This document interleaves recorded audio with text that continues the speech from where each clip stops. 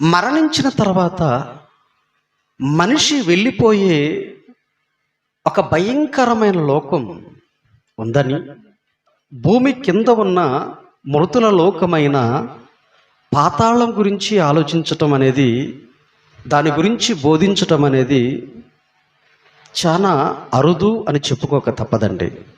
పాతాళం అని అంటే అది ఒక చల్లగా ఉండే ఒక కోనేరు కాదు, లేదు అంటే పిల్లలతో కలిసి వెళ్ళి ఆడుకునే ఒక పార్కు కాదు, చూడదగినటువంటి ఒక మంచి ప్రదేశం కూడా కాదండి. అది అసలు ఒక మాటలో చెప్పాలి అని అంటే, దాని గురించి మనం ఆలోచిస్తేనే మన గుండె ఆగిపోయినంత పని అవుతుందండి. ఈరోజు మనం ఎన్నోసార్లు బైబిల్ చదివాము, పాతాళం గురించి చదివాము, దాని గురించి వింటున్నాము. మనం చదివే క్రమంలో దాన్ని దాటేసుకుంటూ వెళుతుంటాము.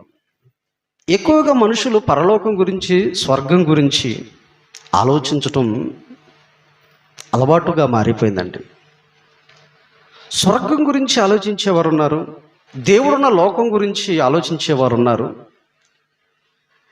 కానీ పాతాళం గురించి ఆలోచించేవారు ఉండరు. మరణం గురించి మనం మాట్లాడుకోవటం ఇష్టం ఉండదు, పాతాళం గురించి కూడా మాట్లాడుకోవటం మనకి ఇష్టం ఉండదండి. ఏదైతే మనిషికి ఇష్టం లేదో, దేని గురించి అయితే మనిషి ఆలోచించకూడదు అనుకుంటున్నాడో, దాని గురించే ఎక్కువగా మీరు ఆలోచించాలి.